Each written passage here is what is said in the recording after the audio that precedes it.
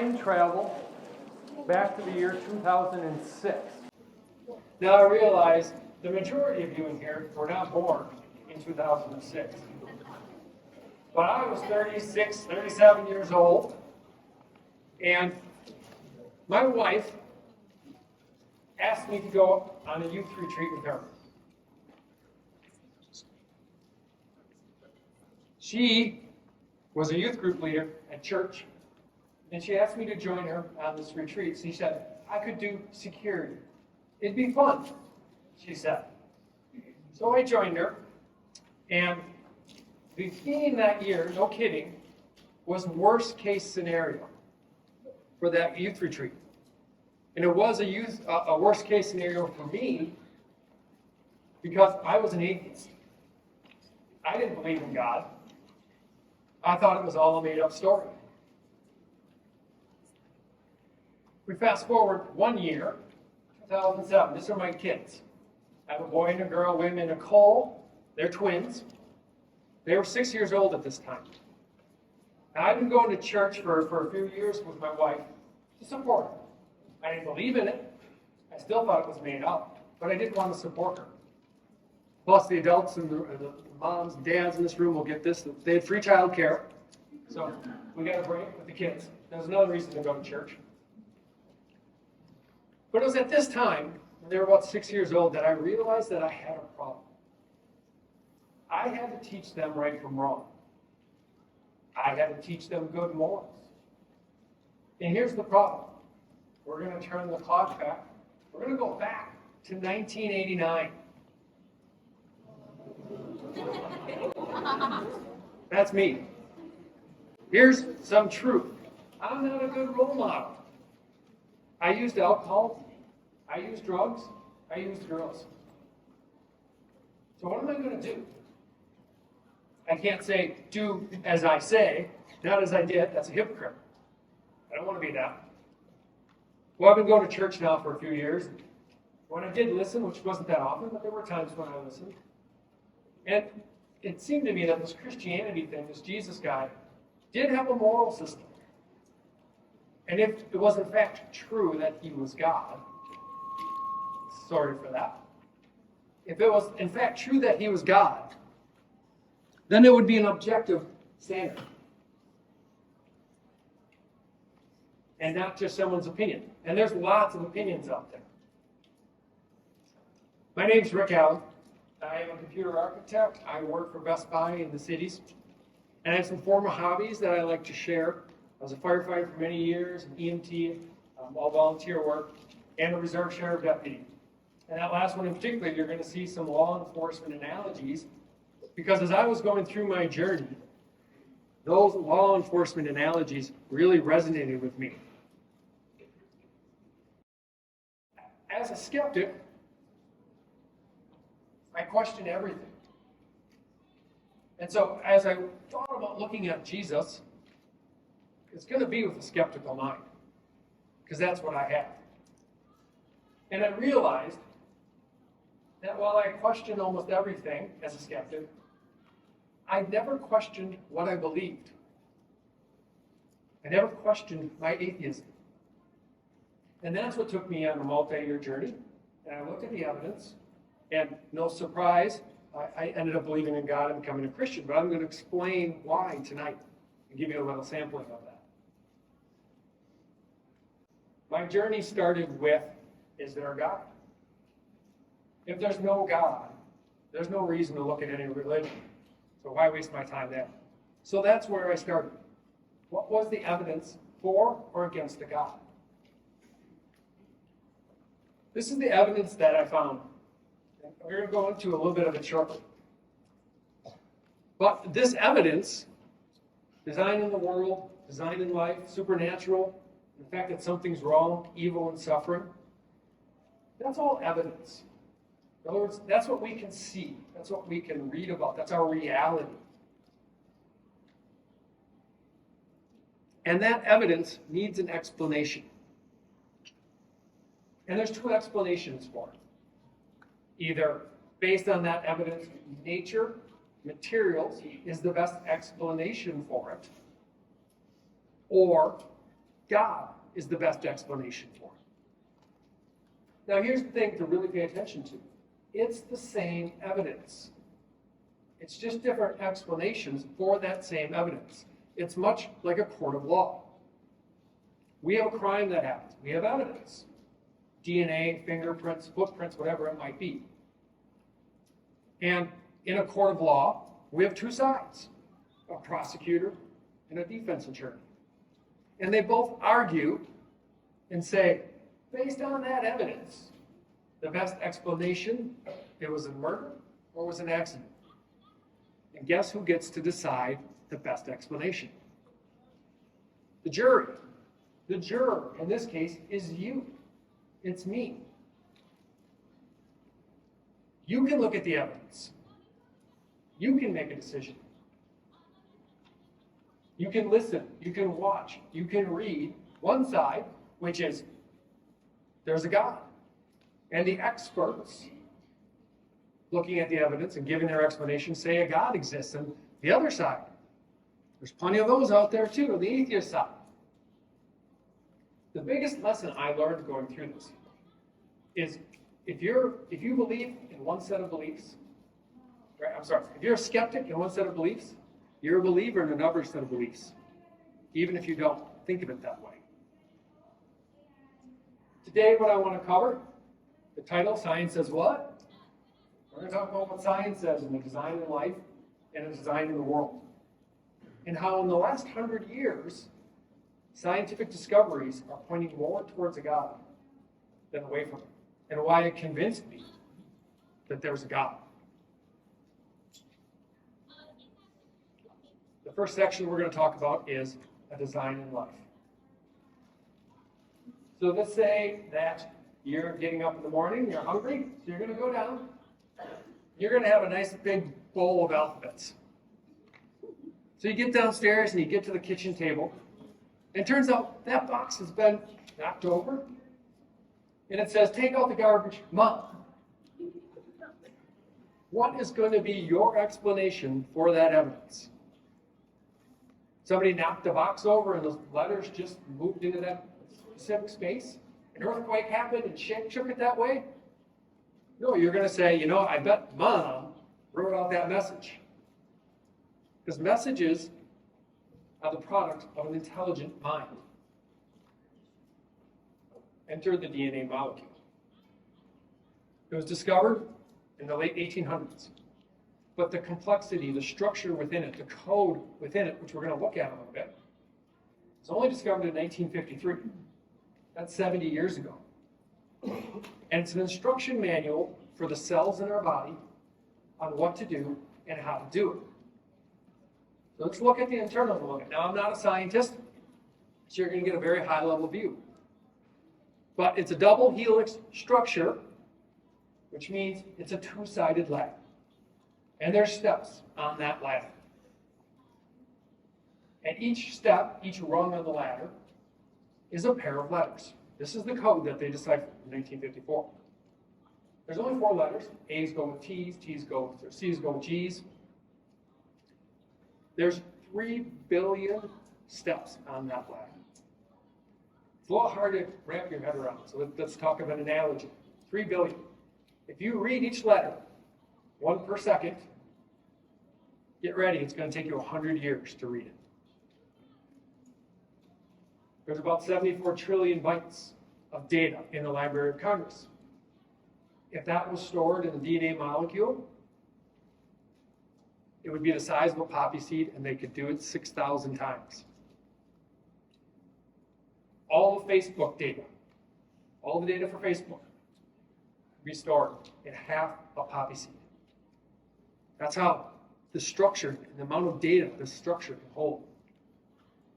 The DNA molecule is 6 feet long, the height of me, so one DNA molecule.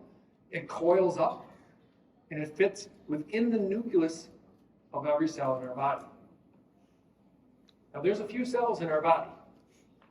As a matter of fact, a really recent study just came out, and they're saying there's 36 trillion cells in the male body, 28 trillion cells in the female body. I don't know why there's a difference. average about 30 trillion cells. There is a copy of that DNA in every cell of your body. That's 30 trillion copies of that 3 billion long message. And our cells die and get recreated all the time. As a matter of fact, about 76 million, they estimate, die every minute. 96 more cells are created every minute. When you see this, the cell here up in the upper left corner, as we go through these slides, what that represents is what I'm talking about is happening within one cell. So it's happening trillions of times as we talk about this. The DNA molecule is broken up into genes. Those genes, the grouping, range in letters from 100 letters up to millions of letters for a given gene.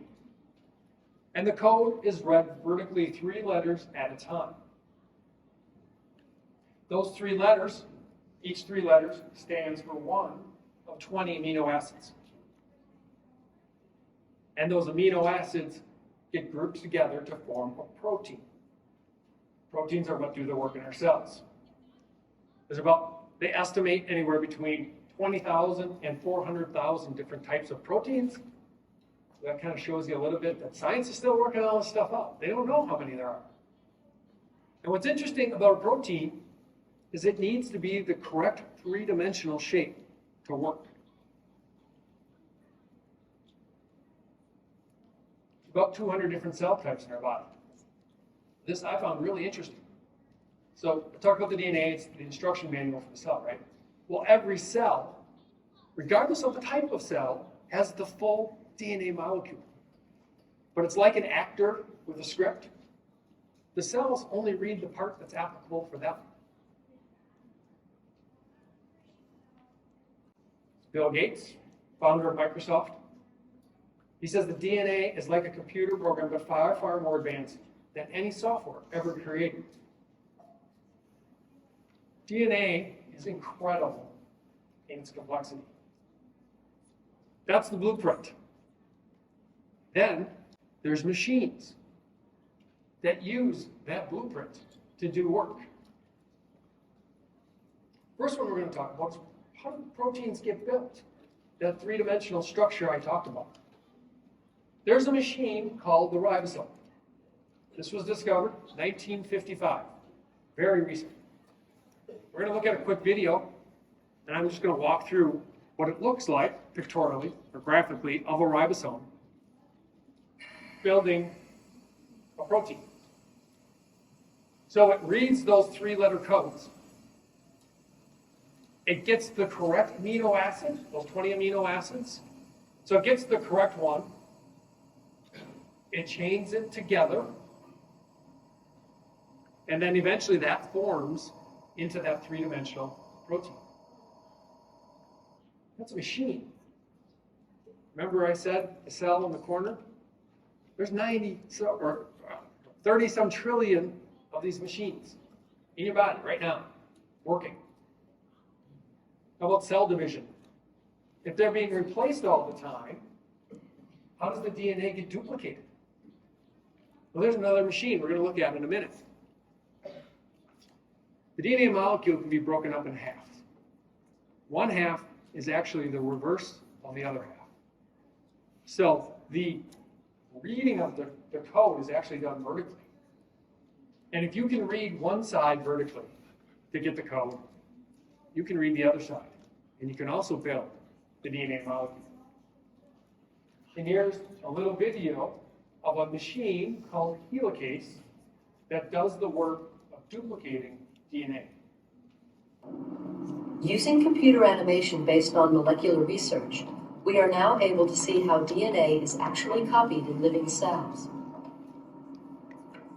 You are looking at an assembly line of amazing miniature biochemical machines that are pulling apart the DNA double helix and cranking out a copy of each strand. The DNA to be copied enters the production line from bottom left. The whirling blue molecular machine is called helicase.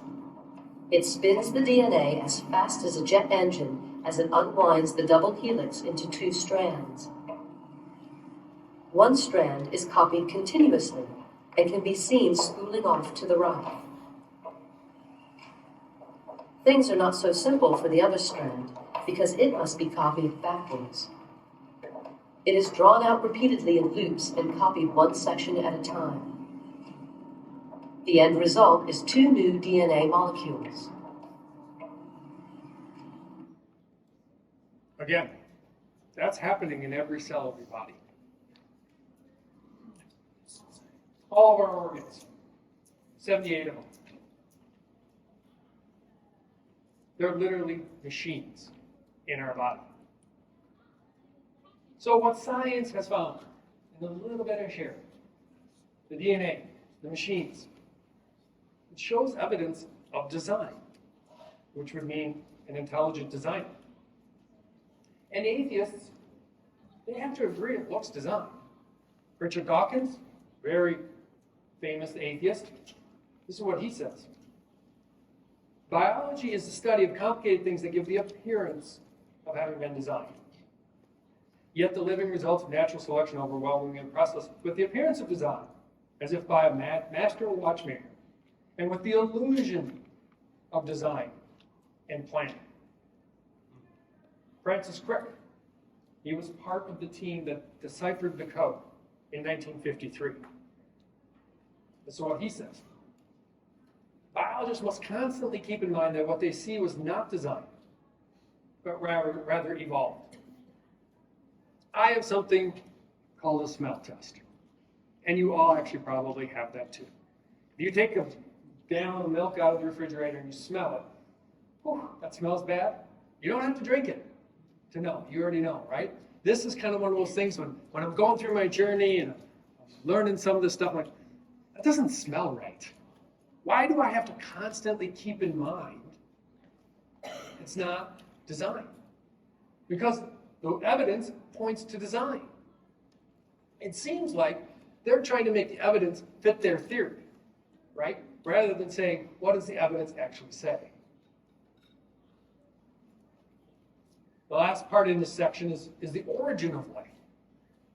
Where did the origin of the DNA? Where did these machines come from? The short answer is, we don't know. Scientists don't know. I don't know if we'll ever know, because that was the origin of life, right? But we have a problem, I guess you could say. Which came first? The chicken or the egg? Chicken. Right, because it's C in the dictionary, so it becomes before the egg, of course. Okay, it's a lot of science. I tried to get a little humor in there. Difficult. But this is the problem. We just learned about ribosomes. That ribosomes create proteins. The problem is ribosomes are made from proteins. There is no other machine that makes proteins. So the machine that creates proteins is made of proteins. We have a chicken and an egg problem. This is from chemistry world. The ribosome comprises 55 and 80 small proteins, and these proteins must themselves be made by ribosomes. It's just an interesting little dilemma. So summarizing this section, we have a 3 billion long instruction manual. We have machines in our bodies. And of course, I just barely scratched the surface. If you look at some of our organs, like the eye, and the complexity in the eye, it's absolutely stunning. And I have 2 options. Right? This is the evidence. What are the explanations? You have option 1, creation. There's a creator. There's an intelligent being that created this. Option 2, I have evolution, which means the complexity evolved over millions of years by nature and materials alone. Now, evolution wasn't actually a problem for me during my journey, or even now.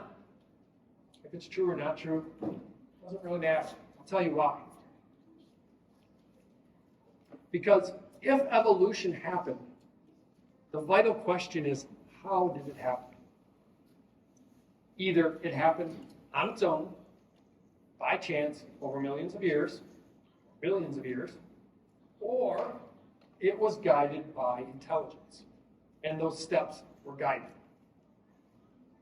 So you end up with these options: creation, evolution guided, or evolution unguided.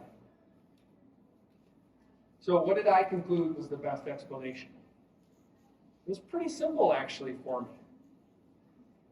Because when I looked at this, which is just a stack of rocks, a rock here, I don't think that happened on its own. It's a very small example of something that's organized and has a structure to it.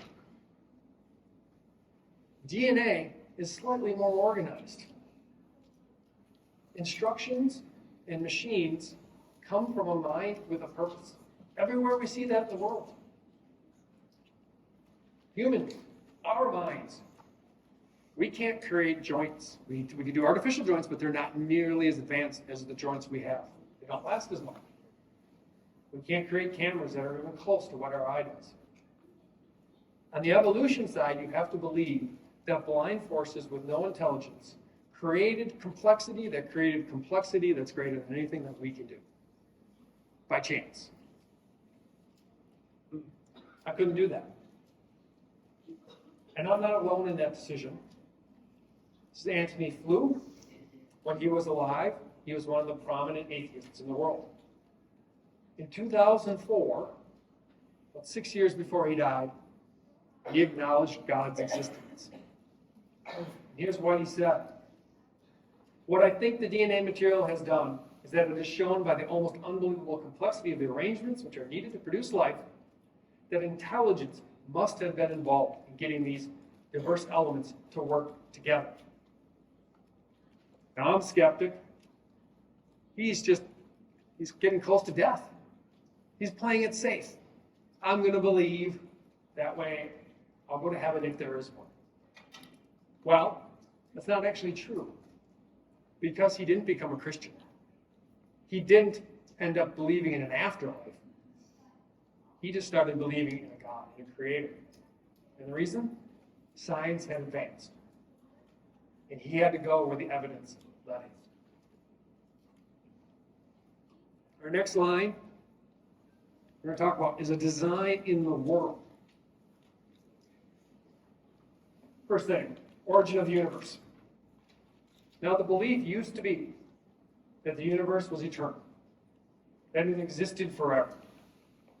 Well, if something exists forever, then there's no need to talk about a creator, because it's always been there, right? But it's not eternal. Now, I know you guys just had dinner, and you're a little tired probably. It's been a long couple days, so wake up.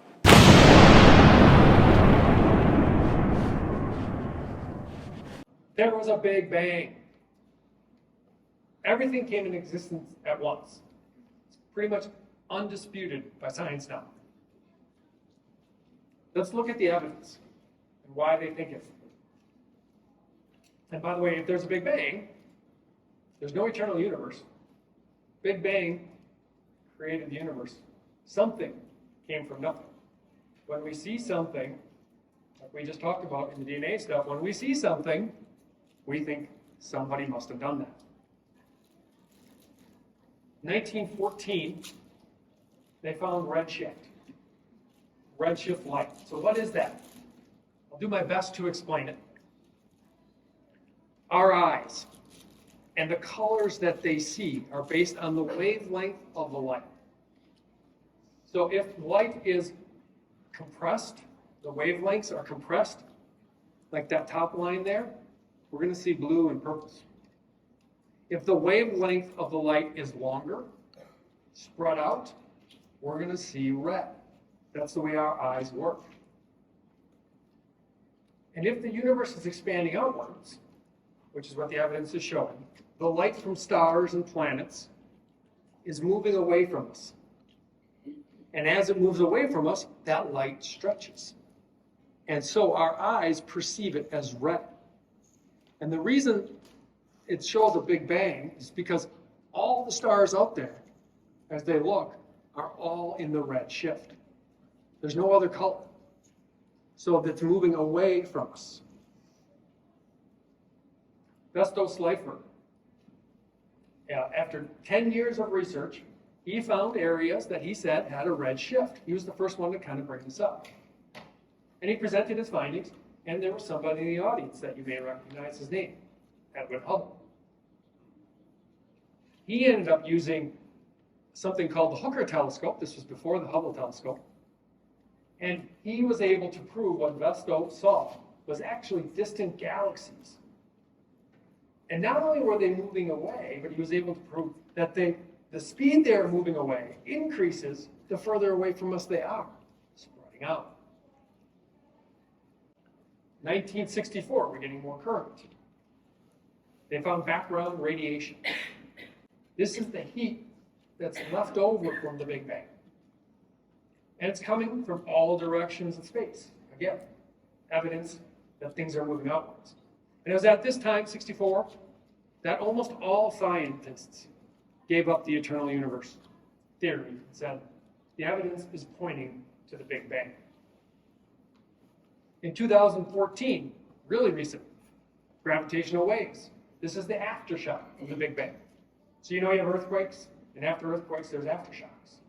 Well, the Big Bang is a big earthquake. And they're finding direct evidence of these gravitational waves. And finally, we have the James Webb Telescope, which you've probably heard of. It's in orbit 930,000 miles from the Earth. It's 3 stories tall, as wide as a tennis court, and here's the deal with it. It's specifically designed to see the red shift, to see that infrared. So the picture on the left here is the Hubble telescope. The picture on the right is the James Webb of the same area. And you can see the detail that they're seeing now. Even more red shift, but it's all red. It's all that red shift. This is Alexander Blanken, a physicist, famous cosmologist. He's an agnostic. He used to believe in eternal universe. He said, all the evidence we have says that the universe had a beginning. With the proof now in place, cosmologists can no longer hide behind the possibility of a past eternal universe. There's no escape. They have to face the problem. Notice the problem of a cosmic beginning. Here's a video of an agnostic dealing with that problem. So there's a beginning, there's a point in time from which it all started. And that's a remarkable thing. It has a very strong theological flavor to it. And that intrigued me because I am an agnostic. And if there was a beginning, a moment in creation in the universe, then there was a creator. And the creator is not compatible with agnosticism. And just as I can't believe that there was a creator, I can't believe that this all happened by chance, which implies there was a creator. So you see, I'm in a completely hopeless bind, and I've stayed there. So remember that quote. You're going to hear it a little later. A hopeless bind. How about the laws of nature? Most people don't think about this. But the laws of nature are precise, repeatable rules that inanimate objects follow. If I let go of this, it's going to obey the law of gravity and fall. You have much more laws, like the law of attraction, the law of motion, polarity. And every object consistently obeys these. And if you think about it, we didn't invent them. We discovered them. So where did they come from? This is Paul Davies. He's a theoretical physicist. I'm not exactly sure what that means. You can look it up. But he says, the laws of physics are simply accepted as given. Brute facts. Nobody asks where they come from. To be a scientist, you have to have faith that the universe is governed by dependable, immutable, absolute, universal, and mathematical laws of an unspecified origin. He says he often asks his colleagues, hey, where do these laws come from? And he gets answers like, it's not a scientific question. Nobody knows. There's no reason. They just are. And these rules are in a different language. It's the language of mathematics, which we also didn't create, we discovered. Richard Feynman, a Nobel Prize winner for quantum electrodynamics. Another smart dude. Why nature is mathematical is a mystery. The fact that our rules at all is kind of a miracle. Under naturalism, mathematics is the product of the universe. The Big Bang, what does that mean? Naturalism, materialism? That means the Big Bang must have created the laws. But there's a problem with that. And this one's kind of deep. You gotta think about it a little bit. Alexander Lincoln says, if the laws describe the creation of the universe, it suggests they existed prior to the universe. Well, if they existed prior to the universe, then they can't be a product of the universe, which is what materialism and naturalism says. The nature explanation doesn't seem to work. Paul Davies says, until science comes up with a testable theory of the laws of the universe, its claim to be free of faith is manifestly bogus. So we got the origin of the universe. Now we have the laws that need an explanation. This is all evidence that needs an explanation. We have to decide what the most reasonable explanation is. And the next section is the fine-tuning of the Earth, the world, and our solar system. The Earth is special. And it's special because the science behind it is fine-tuned. Here's a video to lead into this on what I'm talking about.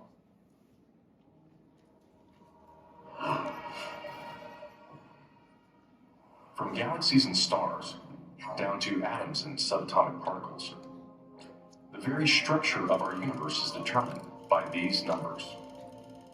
These are the fundamental constants and quantities of the universe.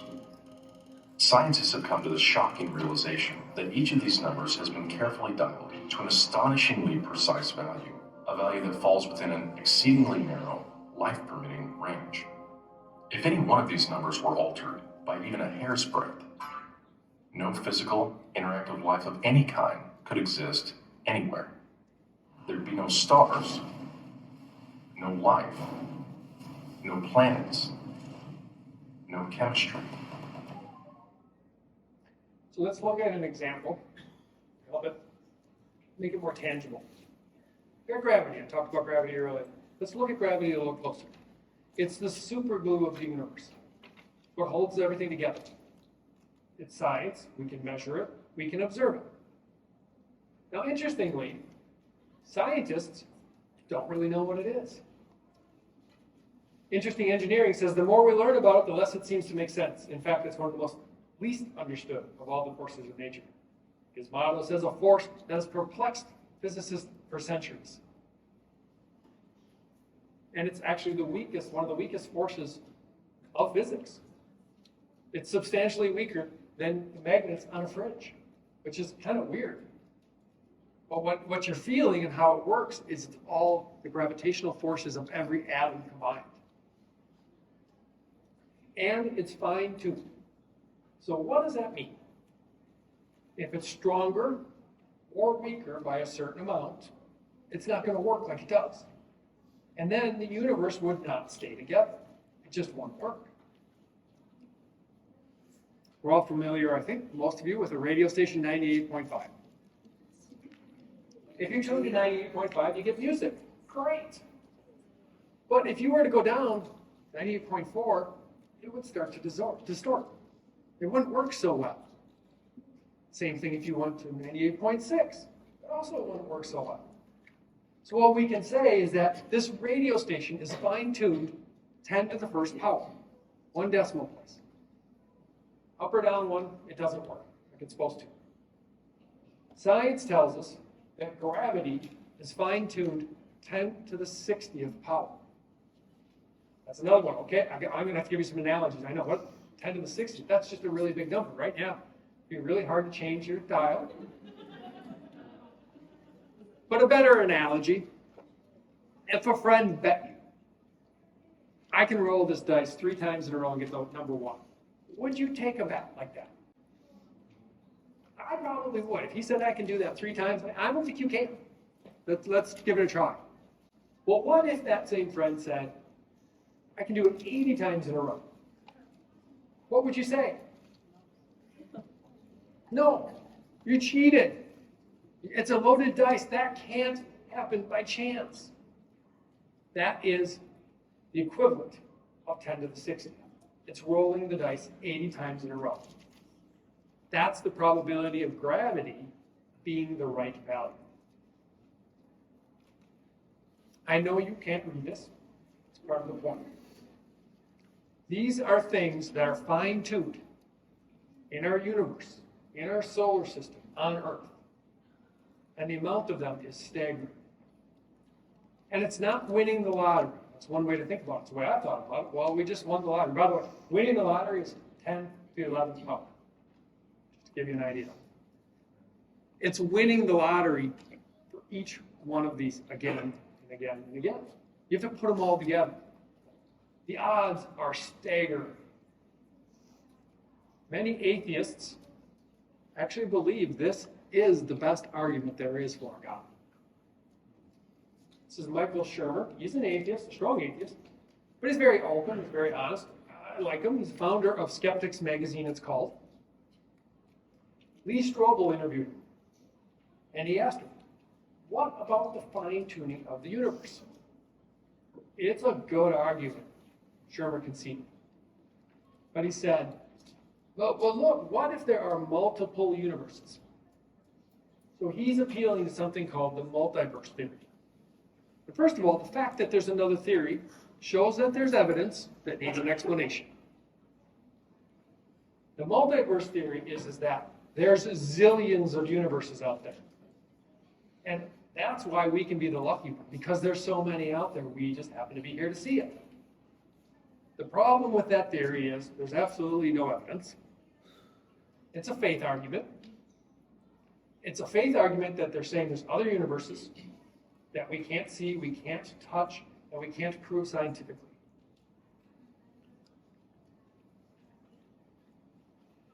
Paul Davies says, the multiverse theory is increasingly popular, but it doesn't so much explain the laws of physics as dodge the whole issue. The problem has been simply shifted up a level from the laws of the universe to the meta laws of the multiverse. It's a faith argument. Shifted up. That's an argument used against God. Well, if God exists, who created God? Then Michael Shermer says, I prefer this hypothesis over God theory. This is a big thing I learned. It's emotional. That's emotions. A lot of this is emotion. You got to take the emotions out of it, and you got to look at the evidence, and you got to say, what's the best explanation for evidence? Not what I want, not what I prefer. And that's a hard thing to do. Antony Flew says, I have growing empathy with the insight of Einstein, that there had to be an intelligence behind the complexity of the physical universe. This is Alan Sandage. He was a former atheist and an astronomer. He worked with Edwin Hubble. He carried on his work after Edwin Hubble passed away. He was regarded as the world's foremost cosmologist. And in 1985, he converted to Christianity. He said the world is too complicated in all its parts to be due to chance alone. The more one learns of biochemistry, the more unbelievable it becomes, unless there's some kind of an organizing principle, an architect. So science reveals one explanation is a big banger, a lawgiver, and a fine-tuner. A someone. The naturalistic explanations are a hopeless mind, the laws just are, and the multiverse. Again, looking at them both, I have to ask, what's more reasonable? So we talked about the design of life. We talked about the design of the world. Science, in the last 100 years, really pointing more towards the creator than materials and naturalism alone. Things I didn't talk about. We have the supernatural. Everything beyond nature. And the evidence for that, like morality, it's beyond nature. Conscience. Things like beauty and the arts. We have the afterlife, the NDE, near-death experiences, which fascinate me. And we have the law of identity, as I call it, which is things that don't equal things, like the brain not equaling my soul. Right? Materials not equaling those things that are supernatural. And then, finally, the fact that something's wrong, evil and suffering. Love to have time to go into it with you. But I believe evil and suffering actually points more towards God than away from it. So the atheist worldview, it has some explanations that are okay, right? It forms some part of the puzzle, but it's kind of incomplete. At least it was for me. Whereas the God explanation formed a much more complete puzzle. They both have missing pieces. Both don't explain everything. But one was clearly better than the other. So the way I like to say it is I just had to change paths. It wasn't dramatic. But the path that I was on, atheism, naturalism, materialism, it just kind of ended. Because it had inadequate explanations for the DNA, the machines in our body, the Big Bang, the laws of nature, the fine-tuning, things I talked about, the afterlife, near-death experiences, evil, suffering. It just doesn't have good explanations for that. Now, it's not that hard of a choice. Believing in God, most people are like, okay, great, believe in God. Which God? That's where it gets interesting. So I looked at religions. Not a big surprise, but Christianity stood out for me. There's a radical change, unbelievable radical change in the world. Jews following Gentile. Jews converting from a 4,000-year-old religion. Unbelievable change. And we have sources, more sources than any other religion, that tell us historically what happened. The Bible, I thought it was a completely made-up story that changed over time like the telephone game. But the evidence says otherwise. We have unfriendly sources, people that didn't like Christianity. We have the disciples, the early disciples. They did writings, and then they did writings, and they taught people who did writings, and we have writings to compare. The biggest thing for me was this section, which is eyewitness testimony. Some of the Gospels are written by eyewitnesses. And there are tests that you can put to eyewitness testimony to decide if it's trustworthy or not. And they pass the test quite remarkably. Miracles, you got to believe in miracles. I show good evidence of miracles that have happened. I think they still happen today, and of course the resurrection being the biggest miracle of all. And finally, the uniqueness of Christianity. It's the fact of the divinity, how you earn salvation, prophecy, and what I call rises above. Particularly the leaders, those eyewitnesses, they rise above any leader in any other religion if you look at it. They did things, their motive was clear. It wasn't for power. It wasn't for the opposite sex. It wasn't for money. If you look at any of the other leaders, you're going to see something different. So you take that, makes the edge pieces to a puzzle, and in that puzzle you find the truth. So now I'm forced with a decision. I've looked at all this stuff. Do I give in? Do I become a Christian? And that's a hard decision, as many of you know. The things you have to do are not always fun. It's a life change. And I have a fear. But for fun, I'm just going to share some other fears that people have. These are real fears. The first one is just a simple one, the fear of eggs. There are people that are afraid of eggs. There are people that are afraid of long words. That is a long word, but it's real. Hippopotamonstros squiptaliophobia. Now, my last fear I'm going to share, that's not mine. If you attended last year my talk or the year before, don't give this one away.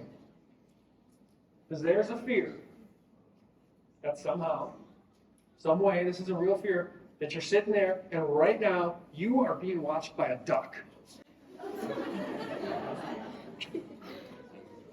Anatophobia or anatophobia. That's a real fear. If you have that fear, I'm sorry, I didn't make fun of you in particular. Just the fear. All right, I have a fear though. My fear is the fear of being wrong. And it paralyzes me. Like, I don't want to buy something because the next day it's going to be on sale. I was wrong. I don't want to be wrong. I'm a huge second guesser. So I had to figure out a way to kind of get past this. How am I going to get past this? I went back to law enforcement. I went back to that thought that I'm a juror. Jury instructions say that a reasonable doubt is a doubt based on reason and common sense. And if you as a juror are convinced, beyond a reasonable doubt, that the defendant is guilty, it's your duty to find that defendant guilty. That became my worldview. If I am convinced, beyond a reasonable doubt, that Christianity is true, based on the evidence, it's my duty to find Christianity true. 2007 is when this started. 2011, I was baptized. I was all in. I led small groups. I cleaned up my playlists. I cleaned up my language. I cleaned up my library. I tried to clean up my thoughts. Tried to be a better person. 2015, that fear gripped me again. Did I really look at everything? I don't want to be wrong. I have all these Christians around me now. Did I give atheism a fair shot? So I went back in. Now, I didn't tell anyone. I just kind of did this on my own. And I went back and I read. I listened. I watched. Until the point that they became repetitive. Have you ever gotten to that point? You're just like, I've heard that, I've heard that, I've heard that. Whichever side it's on, I've heard it. I think I've pretty much heard everything. And I realized a couple years later, I'm just going in circles. I'm not learning anything new here. The best explanation is still that God exists and Christianity is true, based on the evidence. So I hope I've encouraged you, whatever your worldview is, to think harder about it. This is important. If Christianity is true, even if you don't like it, it's true. Then there's more to life. There's more than materials. And what you do with it matters. So I want you to think about what you're going to do after this presentation. If you don't believe, if you're kind of skeptical, dig in. It's all over the place. There's books. There's YouTube. Start learning the explanations and decide for yourself. If you are a believer, I encourage you to share the fact that there's evidence with other non-believers. And even if you can't, I know you can't remember all this, but you can remember that there is evidence, and you can point people to that. Leaders in the room, I'm always interested in other speaking opportunities, so if you have those at your church or other places, please, my website, skepticsgathering.com. If you have any questions or anything you want to ask me, you can contact me through that website. And I'm going to take just a few minutes for questions and answers.